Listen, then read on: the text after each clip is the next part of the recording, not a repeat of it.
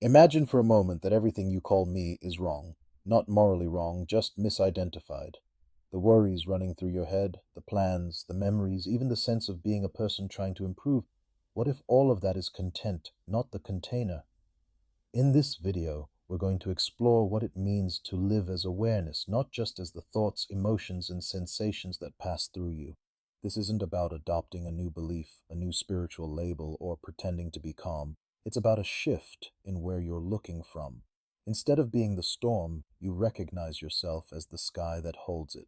Stay with this, because by the end, you'll have a direct, felt experiment you can do anytime, right in the middle of stress, conflict, or anxiety, to remember what you actually are beneath every story. In this episode, we're going to unpack a deceptively simple idea. You are not just a thinker in your head, you are the awareness that knows thoughts, feelings, and the entire movie of your life. We'll look at how identity forms, how awareness is different from mind, and what shifts when you live from awareness in everyday situations, arguments, work stress, loneliness. This isn't a quick hack, it's a change in vantage point. I'll guide you through a few short exercises along the way, so try them as we go. They'll land much deeper if you stay through to the end, where we'll put everything together into a clear daily life practice. If you're new here and you value grounded, no fluff explorations of consciousness and inner freedom, consider subscribing and hitting the notification bell so you don't miss upcoming deep dives. For now, settle in, maybe take a breath, and let's step behind the scenes of your own experience. Let's start with something simple. Right now, sounds are happening. Maybe my voice, background noise, the hum of a fan. At the same time, your body is present, pressure where you're sitting, sensations in your hands, maybe tension in your chest. And on top of that, thoughts are appearing. Commentary on what I'm saying, to-do lists, random images. Notice that all of this is changing moment to moment. A sound comes and goes. A thought pops up, dissolves. A feeling tightens, then fades. Everything you experience behaves like weather. Now, what doesn't come and go is the fact that you are aware of all of this. Awareness is like the open, empty screen on which the movie of sensations, thoughts, and emotions is being projected. Living as awareness begins with recognizing this simple distinction. You are not limited to what appears. You are the knowing of what appears. We'll keep returning to this distinction because it quietly changes everything. Most of us grow up identifying with a mental profile.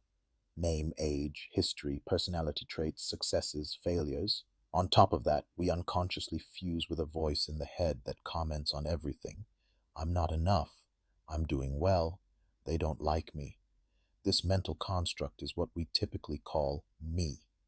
But notice, all of that is experienced. Memories appear as images and stories. Personality traits show up as tendencies, feelings, impulses.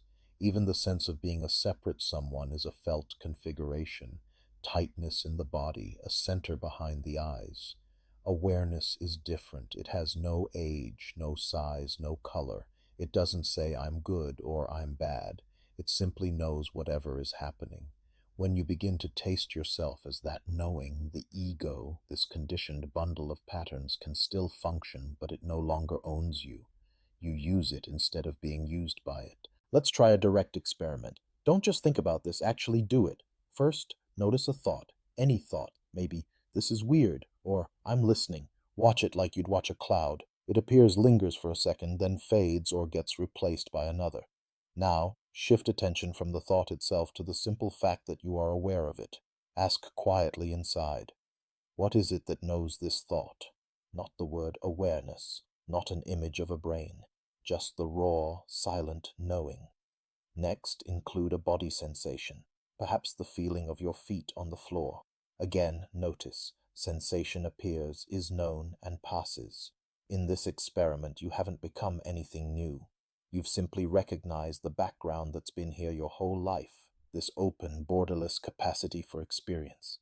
Living as awareness is returning to this recognition again and again until it becomes natural. A common fear is, if I stop being my thoughts and stories, won't I lose my motivation or my personality?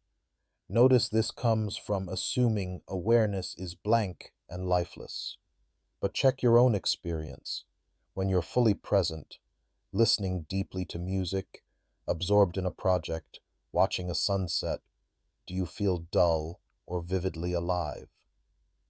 Awareness isn't against thoughts or action. It's what allows clear, intelligent functioning. When you're fused with every thought, your energy gets pulled into defending an image of yourself. When you rest as awareness, thoughts can still arise, but you're not obligated to believe or obey them. Personality doesn't disappear, it relaxes. Quirks, preferences, humor, all of that continues, but with less tightness. Motivation shifts from fear and lack toward curiosity, love, and a more spontaneous responsiveness. So living as awareness isn't self-erasure. It's like shifting from cramped indoor lighting to open daylight. Everything is still here, just freer. Let's make this more concrete. Imagine you're in an argument. The familiar pattern, thoughts race. I'm right, they're wrong. Emotions surge, anger, defensiveness, hurt. The body tightens. Usually, we're completely inside this storm, reacting from it. Now, in the middle of that, introduce a tiny shift. Notice that all of this is being known. The rapid thoughts, the heat in the chest, the urge to interrupt. Each one is an appearance in awareness. You're not suppressing anything. You're simply including the fact that you are also the space in which this reaction is unfolding. From here, a few things often happen. The intensity might soften by even 5 to 10%. You gain a moment of choice. Do I need to say this? And sometimes empathy appears because you can see their storm too. Living as awareness doesn't guarantee perfect behavior. It just gives you a wiser place to respond from, even when you still mess up. Awareness is simple, but the mind loves to complicate it. One classic trap is turning awareness into a new belief or identity. I am awareness. I'm more spiritual than these unconscious people. Notice how that feels. Tight, separate, superior. That's the ego putting on spiritual clothes. Another trap is waiting for special states. Endless peace, endless bliss, no thoughts. When those aren't present, we conclude, I lost awareness. But awareness is present in every state, even in confusion, irritation, or numbness. The question is not, is awareness here? But am I noticing what's already here? There's also spiritual bypassing, using I'm just awareness to avoid feeling grief, anger, or fear. Living as awareness doesn't mean hovering above your humanity. It means allowing every wave fully, while knowing you are the ocean too. We'll keep orienting back to this. Real awareness is humble, ordinary, and inclusive, not dramatic or superior. A helpful way to recognize awareness is to explore what it's not. Close your eyes if you can. Notice the body, pressure, temperature, pulsing. All of this changes. Awareness knows it. Notice emotions, maybe calm, maybe boredom, maybe curiosity. They shift, swell, and fade. Awareness knows them. Notice thoughts, images, words, evaluations. Again, changing. Awareness knows them. Now ask, can I find a boundary to this knowing? Does it stop at the skin? Does it have a shape? Does it feel heavy or light? Usually you find nothing you can point to, just open, borderless cognizing. You can't see awareness the way you see objects, because it's the light by which everything is seen. But you can recognize its qualities, always present, untouched by what appears, allowing everything.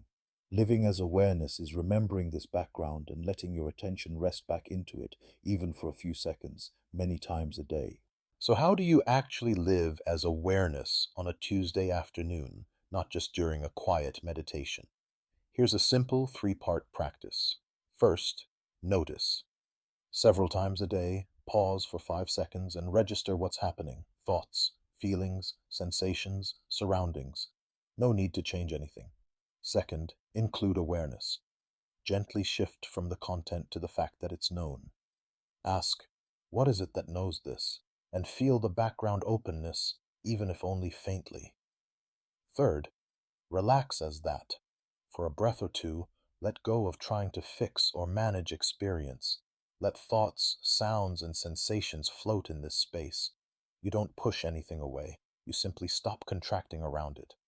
Done regularly in the car, in meetings, while washing dishes, this becomes a new default posture. You're still fully engaged with life, but less entangled because you remember you are the field, not just the ripples. Relationships are one of the most powerful arenas for living as awareness.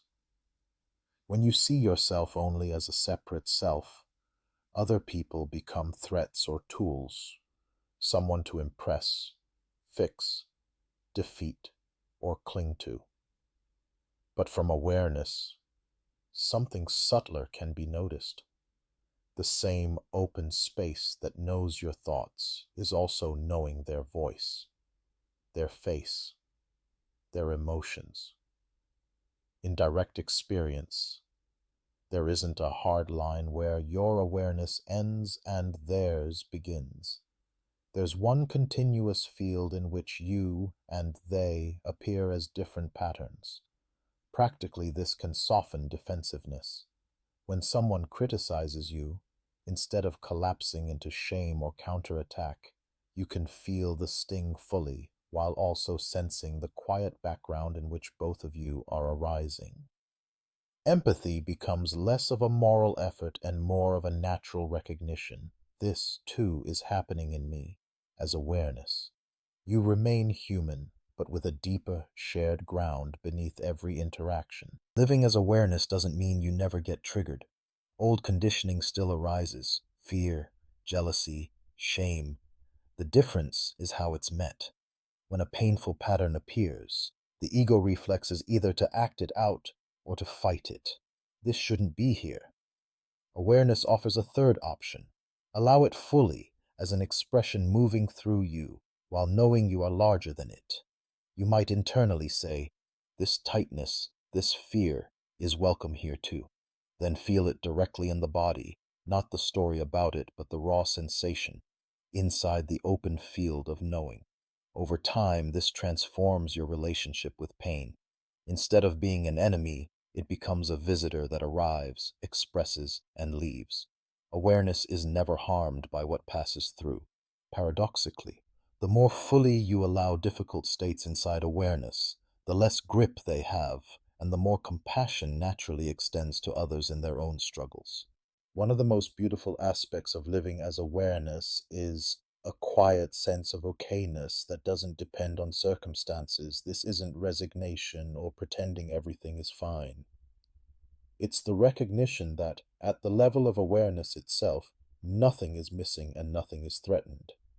Jobs will change, bodies age, relationships evolve. Within the movie, real joy and real sorrow continue. But the screen, this clear knowing presence, remains untouched.